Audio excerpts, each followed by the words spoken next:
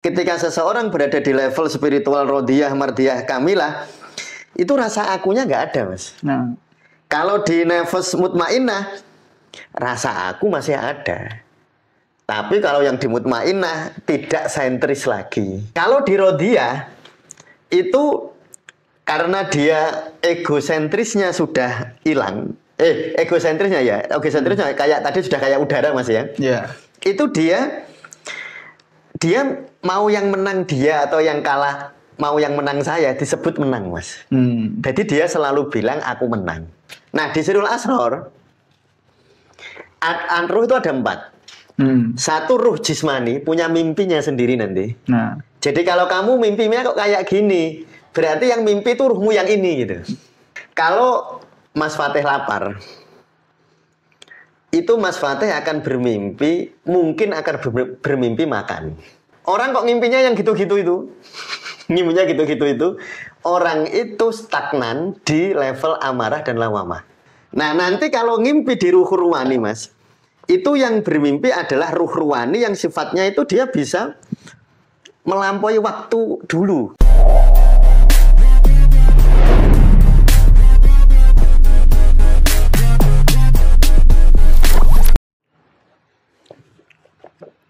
Assalamualaikum warahmatullahi wabarakatuh. Waalaikumsalam warahmatullahi wabarakatuh. Halo teman-teman Sufi, kita kembali lagi di channel Tasawuf Indonesia. Dan kita masih membahas tentang buku menyerap energi gaib. Ya. Nah, memasuki pembahasan keempat ini ya Pak. Video Ya. keempat kita. Keempat toh? Iya tak? Ya. Ya, 4. Ya, Nah. keempat ya. Video keempat kita masih tentang level nafas, Pak. Kita akan melanjutkan video kemarin. Ya. Namun kalau disambung apa dulu? Ya, jadi kemarin kita sudah di bab 2 ya. Jadi intinya itu gini, di bab 2 itu kita membahas bahwa level nafas tertentu akan menyerap energi di alam tertentu gitu ya. Ya. Jadi kan rumusnya gitu. Mungkin bagi teman-teman yang sudah megang bukunya bisa dilihat di halaman 42 ya. Itu ringkesannya secara umum, Mas. Tabelnya itu ya Pak? Tabelnya. Jadi kalau nafas amarah misalnya, nafas amarah dan nafas lawamah itu akan mudah terakses di alam mulak bawah ya, lebih tepatnya. Lalu yang level nafasnya mulhamah dan mutmainnah itu sudah terakses di alam malakut. Alam malakut. Nah, kemarin kita sudah bahas sampai di situ, Mas ya. Iya. Sudah bahas di amarah, lawamah, mulhamah, mutmainnah. Lalu kemarin kita intinya membahas bagaimana kita tahu kita itu berada di level nafas yang mana kan. Nah, dan kita harus tahu bahwa level nafas itu tidak mutlak tapi kontekstual. Ya. Ya, perhatikan mungkin teman-teman agar tidak kehilangan jejak dan tidak salah paham. Agar tidak mudah salah pemahaman, nanti teman-teman bisa lihat dari podcast 1 sampai yang ketiga kemarin ya. Ya. Biar kontinuitasnya terjaga ya, sehingga dapat ilmu nggak separuh-separuh. Kemarin kita sudah bahas bahwa level nafas itu kontekstual. Belum tentu orang yang di keluarganya misalnya urusan keluarga dia amarah, tetapi di luar urusan pertemanan dia bisa mutmainnah gitu. Nah, tergantung konteksnya. ya misalnya konteks di keluarga itu dia ya mana mungkin level nafasnya amarah ya. Cuman kalau di luar ya mungkin dia sebagai pembicara itu banyak didengar gitu. Iya, misalnya saya level nafasnya mutmainnah begitu ya. Betul, misalnya kayak saya itu. Saya mungkin kalau pas podcast begini atau pas ngaji di masjid kan level nafasnya mungkin misalnya mulhamah atau mutmainnah ya. Tetapi ketika di rumah saya bisa amarah. Teman-teman bisa nanya ke istri saya. Kan bisa nanya ke istri saya. Iya. Kira-kira saya di rumah gimana kan gitu ya. Ya orang terdekat di rumah bagi betul. suami kan istri. Iya, dan Mas Fatih. Level nafas yang paling membutuhkan tantangan besar untuk kita upgrade itu di rumah. Di rumah? Iya, di rumah. Level nafasnya seorang suami gitu. Bukan mustamir loh ya. Iya. Kalau mustamir sebagai pengisi konten ini Tasawuf Indonesia, mungkin teman-teman akan membayangkan saya begini gitu. Iya. Tetapi mungkin teman-teman akan terkejut ketika teman-teman nanya ke istri saya. Karena menjadi seorang suami itu egonya Pentol banget masuk. Aku kepala keluarga. Nah, cara wong Jawa ya, aku wong lanang. Kadang-kadang nganggo dalil barang. Ar-rijalu qawwamuna 'alan nisa. Laki-laki itu kadang-kadang dimaknani qawwamuna itu dimaknani menguasai. Ya, walaupun itu debatable. Nah, kita nggak akan masuk ke sana. Tapi saya ingin menggarisbawahi yang kemarin ya. Jadi level nafas itu bertingkat-tingkat dan di tingkat tertentu akan menyerap energi di alam tertentu. Itu apa namanya premisnya yang sudah kita bahas kemarin. Dan yang kedua, bahwa level nafas itu adalah kontekstual, tergantung situasinya. Jadi belum tentu orang di ruang ini, di ruang waktu ini, dia level nafasnya bisa berubah ketika berada di ruang waktu yang lain atau di identitas yang lain gitu. Nah, itu saya kira teman-teman bisa lebih diperdalam dengan melihat podcast yang lalu ya. Nah, sekarang kita masuk kayak gini Mas Fatih.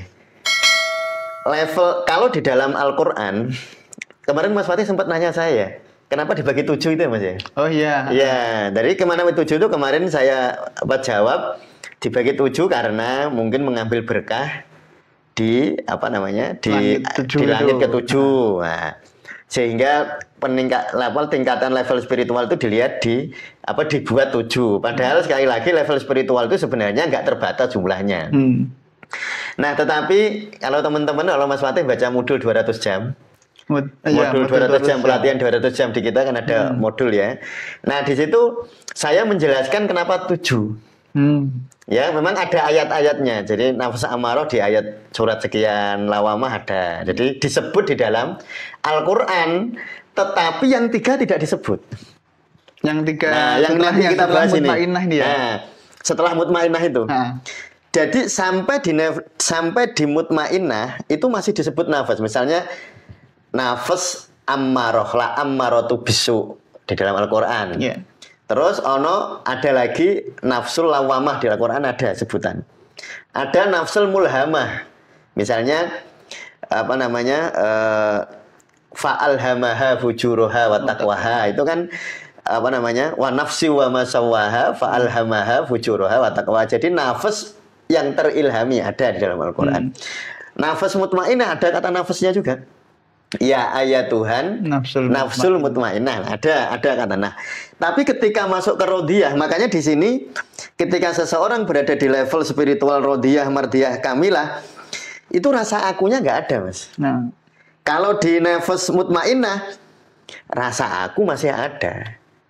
Tapi kalau yang di mutmainnah tidak sentris lagi. Rasa akunya sudah sangat nggak kaku gitu loh Mas, fleksibel. Ya lentur. Nah, ya dia sudah lentur. Tapi kalau sebelum itu, apalagi di amarah itu kayak batu karang, kayak besi lah. Nanti di lawamah kayak batu. Nanti di mulhamah itu mungkin kayak kertas. Nah, kalau sudah di level mutmainnah sudah kayak air. Oke. Udah kayak air, tapi kan masih ada. Nanti rodiyah, mardiyah, kamilah kayak udara, sudah. Namanya kayak menguap gitu ya Pak? Sudah nguap, tapi ya ada gitu. Nggak bisa dibilang nggak ada. Tetap ada, tapi kan renggang. Ya makanya tadi saya ngasih contohnya gitulah ya, biar ya tentu contoh seperti ini tidak 100% benar gitu, tapi minimal akan mempermudah kita mengimajinasi. Jadi kalau amarah kayak besi, lawamah kayak batu. Mulhamah kayak kertas, ya kan makin renggang kan. Mutmainnah kayak air. Air renggang sekali, enak dia sangat mudah beradaptasi. Ya nggak mudah pindah tempat ini dia pindah tempat gitu. Kalau kertas kan ya gampang, tapi kan nggak. Ya tetap. Kalau batu susah lagi. Kalau batu mau pindah tempat susah Mas. Taruh di gelas nggak bisa. Kalau air mau tempatnya apa saja bisa. Nah kalau sudah rodiyah, mardiyah, kamilah itu sudah bukan nggak ada ya, sudah kayak udara aku itu. Makanya di dalam Al-Qur'an nggak ada kata nafasnya, akunya sudah nggak ada gitu. Makanya perhatikan ayatnya, ya ayat Tuhan nafsul mutmainnah, kan ada nafasnya ya, nafas mutmainnah. Terus irji'i ila rabbiki rodiyah. Loh, rodiyahnya sudah nggak ada kata nafas itu. Terus dilanjutkan rodiyatam mardiyah. Loh, nggak ada nafasnya lagi. Baru fadkhuli fi ibadi wadkhuli jannati. kamilahnya nggak ada, nama aja nggak ada itu. Sudah keheningan, sudah keheningan mutlak. Jadi nggak ada istilah kata nafas kamilah itu, kata-katanya nggak ada. Nah, yang ada hanya substansinya. Nah, jadi ini bisa kita ambil sebuah hikmah luar biasa. Nah, lalu gimana cirinya? Kemarin kan kalau amarah orang lain harus kalah. Kita yang harus menang. Kita harus menang. Kita kalah pun yang lain tetap harus kalah. Menang. Iya, pokoknya mau orang lain harus kalah. Pokoknya situasi apapun. Kalau lawamah, ya asal kita menang, orang lain menang juga nggak apa-apa. Kalau mulhamah, saya menang, orang lain harus menang. Tapi kalau saya kalah, orang lain nggak boleh menang. Kalau mutmainah, mau menang mau atau kalah, yang penting orang lain baik. Nah, orang-orang yang penting orang lain menang.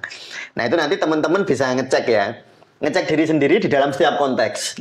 Jadi ngeceknya itu mau dalam satu hubungan tok deh. Saya sama Mas Fatih ini bisa amarah itu. Tapi saya sama Mas Dika bisa mutmainah. Ya beda-beda tuh. Bisa beda-beda. Mas Fatih nanti juga bisa rasain kan? Ya bisa. Nah, coba sama mama sama papa mungkin agak beda Mas rasanya. Kalau sama papa begini, sama mama begini, sama kakak begini, sama adik begini. Ya, sama dosen aja beda-beda. Makanya riyadhahnya itu setiap saat Mas. Setiap ada konteks, kemarin saya bilang, setiap ada emosi muncul riyadhah. Berarti di level ini aku begini gitu loh. Ya. Ketika berhadapan dengan tesis apa? Apa konteks emosi yang muncul ya toh? Nah, nanti kalau berhadapan dengan pengiriman barang, pengiriman buku, konteks yang kan ada konteksnya mesti. Nah, itu nanti gimana gitu itu Mas ya? Ya mungkin yang dimaksud ya emosi yang muncul itu ya Pak? Iya betul. Nah, emosi kan bukan hanya amarah tadi kan? Oh iya aja ini nih, iya betul. Ya emosi yang muncul itu apa? Misal, ya nih kok, misal Pak di percetakan pembukaan nih Pak? Iya. Kok minggu ini turun ya gitu? Gitu. Iya betul. Ya kalau kita marah mungkin ya ini. Mungkin level kita masih amarah atau lawamah. Berarti di konteks itu levelnya lawamah atau amarah. Di konteks itu gitu. Nanti Mas Fatih sebagai orang tua, kalau orang tua ya saya sama anak saya itu mutmainah saya. Yang penting anakku yang penting anakku bahagia kan gitu. Kalau sama istri sih kadang-kadang enggak. Kalau sama istri kan kalau kamu bahagia aku harus bahagia lah. Kan gitu. Makanya itu riyadhahnya tanpa henti. Tidak ada istilah berhenti riyadhah itu enggak ada. Jadi istilah sampai itu, misalnya kita kan sering ya, orang itu sudah sampai atau sudah tercerahkan. Itu jangan dipahami sempit seakan-akan kalau tercerahkan di semua konteks begitu. Nggak ada orang sempurna itu. Riyadhahnya nggak pernah berhenti. Berhenti riyadhah ya setelah akunya nggak ada. Yaitu setelah itu, ya apa namanya? Kullu nafsin dha'iqatul maut. Ketika nafasnya mati itu. Baru itu nggak ada riyadhah Mas. Nah sekarang ketika orang berada di rodiyah itu gimana? Nah, ketika kalau tadi Mas Fatih ya, ketika di amarah sama mutmainah kan orang masih ada menang kalah kan? Masih aku menang, kamu kalah, masih begitu. Di mutmainah pun masih aku menang, kamu kalah gitu, masih mengidentifikasi menang kalah. Di mutmainah kan masih yang penting kamu menang gitu. Iya gitu. Ya, kan ada kamu menangnya. Iya, tetap ada kamu menang. Dan mesti karena nyebut ada yang menang pasti ada yang dianggap kalah. Ada substansi menang dan kalah. Iya pasti ada. Dualitasnya itu Pak. Nah, kalau di rodiyah itu karena dia egosentrisnya sudah hilang. Egosentrisnya kayak tadi sudah kayak udara Mas ya. Itu dia mau yang menang dia atau yang kalah mau yang menang saya disebut menang Mas. Jadi dia selalu bilang aku menang. Ini bukan aku yang egosentris loh ya. Nah, jadi orang yang sudah di level nafsu rodiyah itu dia aku selalu menang. Baik, misalnya contoh ini. Saya sama Mas Fatih nih. Mas Fatih dapat lebih banyak dari saya, lebih sedikit dari saya merasa menang. Mas Fatih lebih banyak dari saya juga merasa menang. Jadi semua kondisi dia merasa menang. Itu rodiyah. Jadi nggak peduli yang secara ego yang menang siapa, nggak peduli Mas. Cara main bal-balan ini yang menang semuanya pokoknya menang terus lah. Coba Mas Fatih kalau di sepak bola gitu nafasnya apa? Kan kelihatan ya. Oh, kalau di bab tesis itu, kalau di bab tesis S2 mungkin nafasnya Mas Mate yang mutmainah. Tapi main sepak bola bisa marah, Mas. Iya kan? Nyalake pelatih. Nyalake pelatih, Padahal kita jengkel. ya penonton aja. Temennya buat status lawannya menang aja jengkel. Iya kan? Iya. Oh, nah itu kan menunjukkan tadi saya mau memberi contoh bahwa level spiritual atau level nafas itu kontekstual itu kayak gitu maksud Iya. saya. Nah itu kalau Rodiyah. Nah kalau Mardiyah akunya sudah hilang. Jadi dia bilang menang, cuma menang gitu Dok. Dia tidak lagi mengaku menang. Kalau tadi di Rodiyah masih mengaku menang. Tapi akunya Rodiyah itu aku semua dianggap aku. Jadi sudah rasa satu gitu. Nah, Mas Fatih ya saya anggap aku. Makanya kalau orang Islam belum disebut mukmin sejati jika belum mencintai saudaranya seperti dia mencintai dirinya sendiri. Artinya menganggap saudaranya ya aku gitu. Jadi satu tubuh yang sama. Mas Fatih kan pernah dengar ya hadis bahwa orang manusia itu satu tubuh yang sama. dia tercipta dari Iya, satu tubuh yang sama. satu tubuh yang Jadi sebenarnya yang menang siapapun itu tetap menang, Mas. sama. Iya kan. Nah, itu di Rodiyah tadi. Tapi kok isah ono aku. Masih ada aku. Masih ada aku. selalu menang. Nah, aku selalu menang. Nah, yang kalau di Mardiyah itu nggak ada lagi aku. Pokoknya menang gitu. Tapi masih ada kata-kata menang.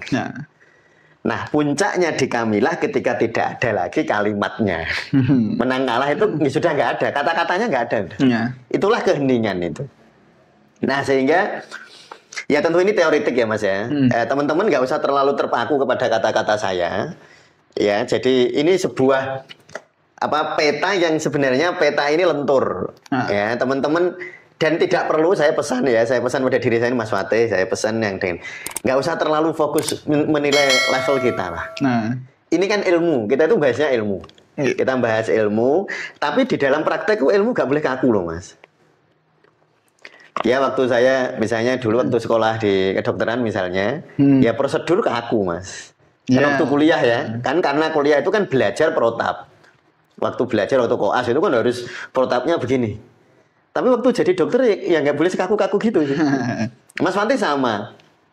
Ya Mas Fatih itu kan ngaji bolak-balik kan. Teorinya misalnya. Ya kalau gampangnya fikih lah. Fikih itu kan sesuatu yang nyun sewu kaku kan. Fikih loh ya, kalau fikih naik ke usul fikih beda lagi sama lentur. Tetapi di dalam praktek sehari-hari kan nggak sekaku itu. Iya kan. Nah itu jadi nanti teman sholat pun kan gitu. Sholat fikihnya harus berdiri terus. Ya, begini ya. Gerakannya bagaimana? Cuman kalau di dalam ada apa namanya Pak? Ada ada alasan tertentu misalnya ada alasan tertentu untuk meninggalkan syarat yang seperti ini gitu. Iya. Nah itu tentu itu harus gitu. Jadi saya harap itu walaupun di dalam ilmu tasawuf, ilmu ya, di dalam ilmu tasawuf itu ada 7 level, nggak usah terlalu fokus memberi nama. Oh aku di amarah itu nggak usah terlalu fokus. Fokusnya itu di substansi, dirasa itu loh Mas. Nah itu ya. Cuma karena orang belajar itu harus pakai nama. Kalau nggak pakai nama kan nggak bisa belajar. Nah sehingga sebenarnya pakai nama ini fungsinya belajar. Kalau dalam praktek nggak usah kaku-kaku nemen gitu. Nah uniknya begini Mas Fatih ya. Kan tadi kita bicara tentang level ini ya. Level dari level 1 sampai ke Kamilah ya. Kan level 1 sampai di level Kamilah itu kan ada ciri-ciri yang saya sebut. Nah mimpi, saya mau bahas mimpi ya. Nah mimpi tidak saya bahas di sini. Ya di sini nggak ada pembahasan mimpi, cuma saya membuat 5 halaman ini, 5 halaman teman-teman ya, 5 halaman bukan modul lah, 5 halaman tulisan biasa lah gitu ya. Tentang jenis mimpi. Ini nanti akan mimpi akan sedikit banyak menggambarkan kepada kita level spiritual kita di mana. Oh bisa gitu Pak? Bisa, lewat mimpi. Iya. Nah nanti teman-teman, nanti saya akan bahas di sini ya. Teman-teman yang ingin memiliki apa namanya Mas?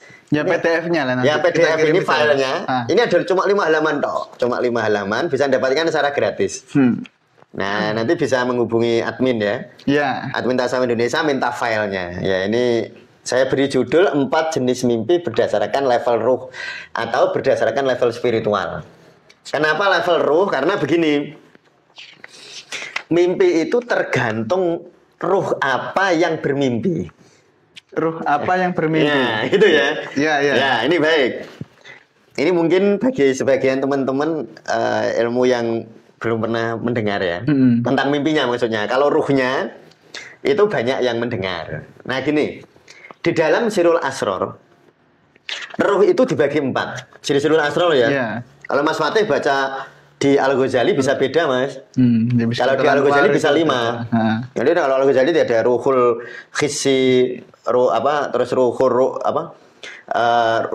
ruh jismani ya. Nah, itu ada macam ada ruhul akli, ruhul fikri, ruhul nabawi kalau di ini ya di Al-Ghazali.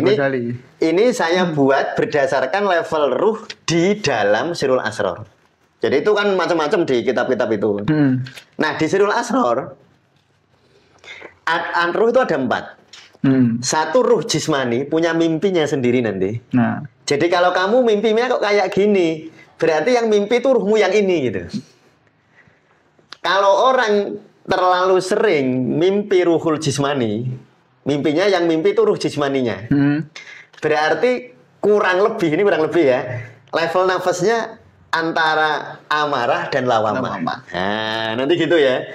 Nanti saya jelaskan ini. Panjang nggak apa-apa ya Mas? Ini nggak apa-apa. Nah, jadi satu menurut Sirul Asror ya, ada ruh jismani ya. Yang kedua ada ruh ruwani. Ruwani. Nah, ruh ruwani itu kalau bahasa ininya nyowo. Kalau jismani fisik. Nah. Kalau ruwani nyowo. Nah, atau prana. Atau bisa disebut getaran prana atau getaran nyawa yang disebut orang sering nyebutnya aura, Mas. Oh, yang aura. Aura. Jadi dia bukan tubuh fisik. Tapi tubuh fisik, tubuh yang kalau Mas Fatih baca, saya senang baca Sirul Asror itu ya. Diselubungi tubuh fisik kita, diselubungi oleh tubuh, saya nyebutnya tubuh mental. Tubuh mental, tubuh psikologis. Yeah. Nah itu kan kalau bahasanya ruwani itu. Kalau dicari padanannya agak susah. Padanannya di bahasa Indonesia itu. Nah, iya agak susah. Yang paling enak nyebutnya aura itu. Ya, aura. Cuma definisi aura di kita ini kadang beda-beda. Ya, teman-teman nggak usah mendefinisikan aura berlebihan ya. Aura itu selubung energi. Jadi kalau makanya gambar aura itu gambar orang terus ada sinarnya. Nah, sinar macam-macam. Macam-macam ada putih, ada warna ya gitu. Dan jangan terjebak pada warna itu hanya gambarin toh. Tapi ada energi itu ya. Itu namanya ruwani. Nah, nanti ruh ruwani kalau yang bermimpi, mimpinya ruh ruwani, mimpinya kayak gini. Nah, cirinya berarti kita nanti levelnya mulhamah. Nah, kalau mimpinya kayak gitu, seperti mimpi yang ada di ruh ruwani ini. Ya. Ini saya mau jelasin dulu latar belakangnya ya, biar nanti mudah. Terus yang ketiga, menurut saya Abdul Qadir itu ruh sultani. Ruh sultani. Nah, ruh sultani. Nanti orang yang mimpi sesuai dengan ruh sultani, ciri-ciri itu nanti berarti kurang lebih dia ada di mutmainnah. Di nafas mutmainnah, kira-kira begitu. Terus kalau orang mimpi yang bermimpi ruh kudsiyah, nah, kan ada ruh jismani, ruh ruwani, ruh sultani, ruh kudsiyah. Kalau mimpinya sesuai dengan mimpi di ruhul kudsiyah, maka orang itu disudah rodiyah mardiyah kamilah. Orang yang akunya sudah kayak udara itu, Mas. Nanti cirinya gimana? Nah, nanti cirinya gimana ya? Nah, saya jelaskan dulu satu-satu. Karena mimpi ini menjadi bahan kajian yang perbincangan yang nggak ada habis-habisnya ya. Yes, terbolak-balik kalau gitu. Kita mau nambahi bingungnya ini, Mas. Iya. Saya itu baca bukunya Sigmund Freud tentang mimpi, saya bolak-balik itu saya baca itu. Terus sedikit-sedikit ada Jung gitu ya. Nah, itu juga saya baca itu tentang mimpi-mimpi itu. Nah, saya baca bingung. Namanya mimpi ya. Iya. Misalnya tapi mimpi yang merasakan subjektivitas diri orang itu sendiri. Cuman kadang kalau dalam psikolog mimpi itu apa? Dalam Islam itu mimpi apa? Dalam gitu. Jawa sendiri pun kalau orang Jawa kan punya tafsir mimpi juga itu kan. Makanya saya mau ngomong, saya mimpi baca mujarobat juga. Kalau mimpi cokot ular katanya mau nikah ya Mas. Ya, katanya. Kalau mimpi giginya copot katanya, ya itu hanya katanya. Ya memang semuanya itu hanya katanya sih. Nah, ini saya mau nambahi bingungnya ini. Teori baru maksudnya ya.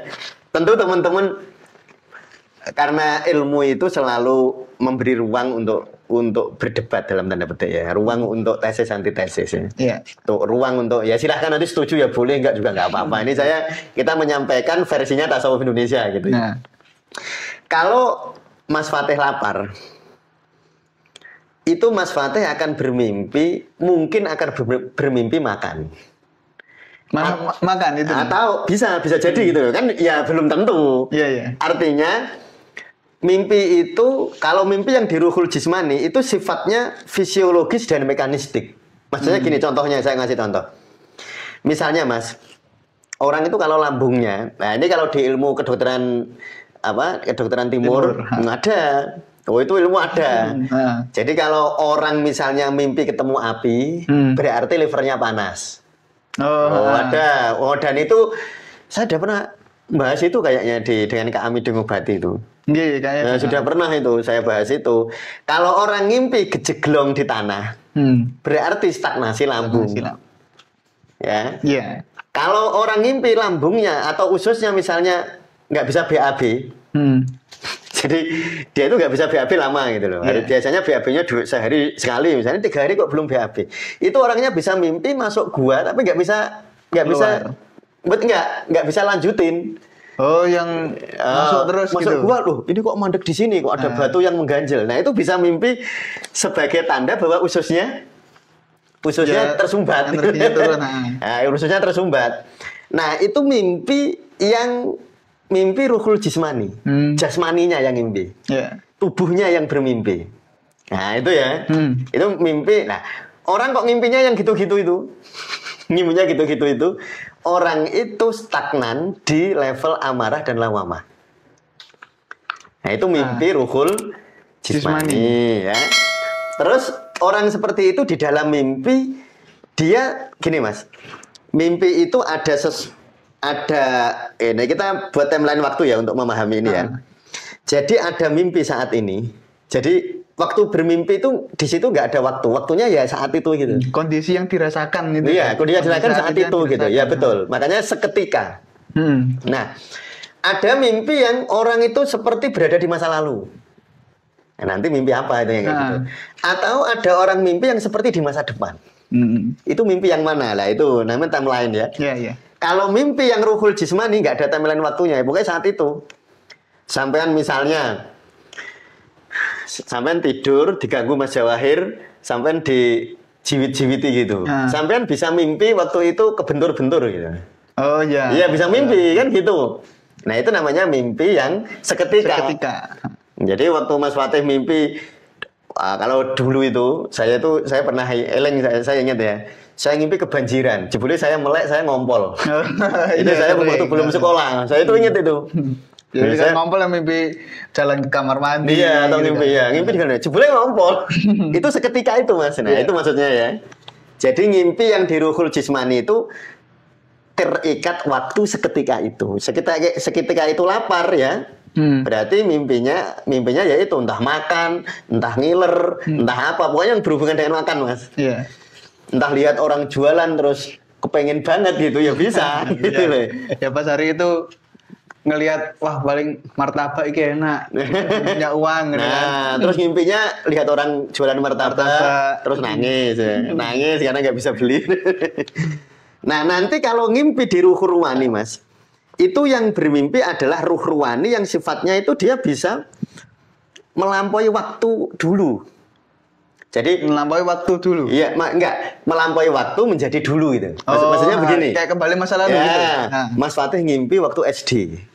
Nah, ngimpi balik lagi kan sering ya Mas Fatih. Iya, pernah. Ngimpi waktu sekolah kan. Pernah. Nah, bisa lebih jauh lagi Mas. Bisa ngimpi di dalam kandungan itu. Oh, sampai bisa ya, bisa gitu, segitu. Jadi itu mimpi yang bermimpi memori Mas. Makanya gini, energi kita atau prana atau nyawa itu sangat dipengaruhi oleh memori. Dan memori itu hanya masa lalu, nggak ada memori masa depan. Iya. Ya. Cuman kayak memori di dalam kandungan itu masih kesimpan. Masih ya iyalah. Masih kan kita nggak pernah bisa kepikiran aku dulu di kandungan itu sehangat apa gitu kan nggak pernah. Iya. Kan yang nggak tahu kan kesadaran Mas Fatih lah, bawah sadarnya. Oh iya, memori bawah sadar. Memori bawah sadar. Makanya saya itu sangat senang ya, dan dengan konsep Jung itu loh, ada bawah sadar diri, kolektif, ada kolektif, ada universal. Yeah. Dan ngimpi itu bisa bawah sadar universal. Jadi gini deh, tak kasih contoh lah ya. Yeah. Mas Fatih, saya tanya nih, selnya Mas Fatih kan dari ayah. Dari ayah, dari ibu. Sel awal. Ya. Berarti selnya Mas Fatih mengandung ingatan ayah, ya kan? Iya.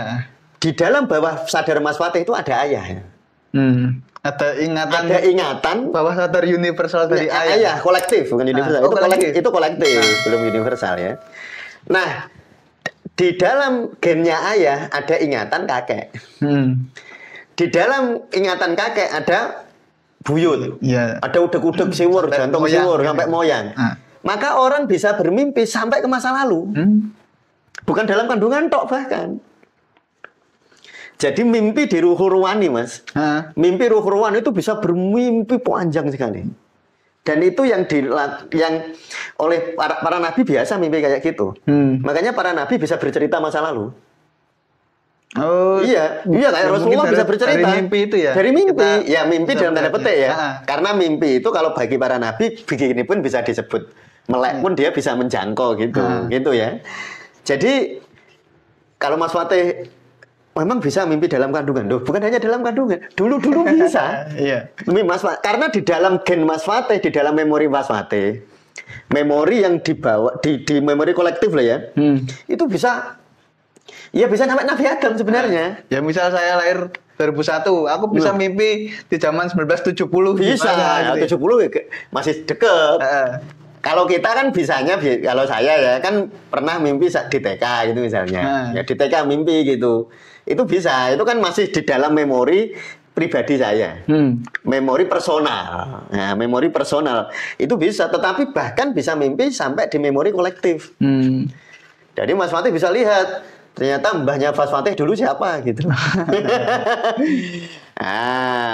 Jadi Mas Fatih bisa mimpi ternyata ini orang Mojokerto jangan-jangan keturunan Hayam Wuruk sebenarnya. Iya, jadi keturunan Hayam Wuruk. Mas Fatih mimpi ketemu mimpi dengar kerajaan. Iya, ketemu Hayam Wuruk atau Gajah Mada jangan-jangan. Pengen Gajah Mada apa Hayam Wuruk? Terserah aja ya. Nah, itu mimpi di ruhul ruwani, Mas. Nah, mimpi di ruhul ruwani hanya bisa menjangkau masa lalu. Kalau tadi yang di ruhul jismani nggak bisa, Mas. Ya mimpi saat itu tok gitu. Sampean lapar ya ngimpi. Sampean perutnya sakit ngimpi. Sampean jengkel mbek koncomu ngimpi. Anak-anak itu sering nih kayak gitu. Misalnya santri itu, kalau habis digoda Mbak Yunya mimpi ya terus teriak-teriak. Ya, mimpi ya teriak-teriak. Nah, itu ya. Terus ruhul sultani sekarang. Mimpi di ruhul sultani itu visi. Ini sudah bukan memori, Mas, sudah melampaui memori. Bisa melihat masa depan. Itu mimpi yang prediktif namanya. Jadi mimpi sebagai prediksi itu para nabi kan, ya kalau contoh yang jelas-jelas ya para nabi lah. Makanya Rasulullah itu sering kalau dalam hati itu saya di zaman kan gitu ya. Nanti ada zaman begini. Itu kan visi. Nah, kalau orang sudah di mimpi ini, itu mimpi orang yang minimal sudah mutmainnah, Mas. Sudah di level nafas mutmainnah. Wis menang kalah nggak penting gitu. Jadi nek orang itu masih menang kalah, aku harus menang, kamu harus kalah. Kon ngimpi ngono angel. Makanya kalau saya dulu waktu saya belajar, Mas, kalau memaknai mimpi yang penting bukan apa mimpinya, tetapi siapa yang bermimpi sebenarnya. Jadi nanti ada ciri-cirinya ya. Ini selesai apa enggak ya? Udah enggak apa-apa lah ya. Nah, saya dibahas 2 kali sambil besok juga enggak apa-apa. Enggak apa ya. Ini soalnya ini sudah 30 menit. Nah, sekarang ruhul qudsi. Nah, kalau mimpi di ruhul qudsiyah melampaui waktu. Mimpi di ruhul qudsiyah itu nirwaktu, dileburkan di dalam waktu. Non dualitas di sana. Maka ya kalau ada bertanya, ini teori ya. Kalau ada yang bertanya bagaimana biar saya mimpinya bisa mimpi yang di ruhul sultani itu gimana? Ikhtiarnya, riadohnya adalah meningkatkan level nafas itu. Riadohnya ya itu. Maka tidak setiap mimpi itu bisa dimaknani. Kan memang, nah di dalam dunia tasawuf kita sering dengar bahwa mimpi adalah fenomena kenabian, nubuah. Nah, fenomena nubuah. Lah itu mimpi yang ini loh Mas, ini mimpi ruhul sultani dan qudsi itu. Ya. Kalau yang mimpi-mimpi ruhul ruwani itu kadang-kadang para hipnoterapi aja bisa hipnosis itu. Iya kan regresi itu kan bisa kan. Kalau di hipnosis kan Mas Fatih misalnya di hipnosis bisa regresi. Itu masih di level-level mulhamah. Tapi mimpi-mimpi yang bisa menjangkau waktu masa depan atau bahkan bisa melipat waktu di dalam satu waktu, artinya nir waktu tadi itu mimpi di ruhul qudsiyah. Lalu bagaimana agar kita bisa menjangkau? Tapi ini ya paradok ya. Nek njaluk malah ora iso. Iya. Cuma teorinya kita ajarkan, tapi ora usah njaluk gitu dah ya. Memang uniknya di dunia spiritual itu gitu, Mas. Kita itu harus belajar level-level. Tapi kalau kamu fokus ke level malah nggak jadi-jadi gitu loh. Jadi di dalam, makanya saya selalu bilang belajar ilmu tasawuf sama belajar jadi sufi itu beda, Mas. Kalau belajar ilmu tasawuf itu ya ini, nganggo kata-kata, nganggo teori, ciri-ciri. Kalau sudah masuk ke dunia sufi, gak usah nganggo ngono. Pokoknya ono piye hari itu kamu terima apa adanya. Nanti kita akan bahas kira-kira kalau mimpi ini tuh cirinya apa, indikatornya apa. Nah, sebelum kita bahas, teman-teman bisa miliki ini dulu. Nanti dibaca-baca dulu. Nanti minggu depan akan kita lanjutkan ya tentang apa indikator-indikator kualitas mimpi. Oh, ini mimpi ruhul, yang bermimpi ruh jismani, yang bermimpi ruh ruwani, yang bermimpi ruh sultani, yang bermimpi ruh qudsi akan kita bahas lebih detail di minggu depan. Minggu depan ya? Ya, saya kira gitu, Mas Fatih. Oke, baik. Dan untuk teman-teman yang ingin memiliki PDF atau file dari 4 jenis mimpi ini ya, bisa nanti setelah video ini, setelah menonton video ini, bisa chat admin WhatsApp kita, linknya tadi deskripsi. Dan tidak perlu untuk membeli buku menyerap energi gaib untuk teman-teman yang pengen punya file ini ya. Jadi kita berikan secara gratis pada siapapun ya. Pada siapapun. Yang ingin. Jadi, ya konsepnya sama seperti kalau teman-teman sufi melihat PDF gelombang otak, terus yang olah nafas juga, itu kan kita sering memberikan file secara gratis di manajemen tasawuf Indonesia ini ya.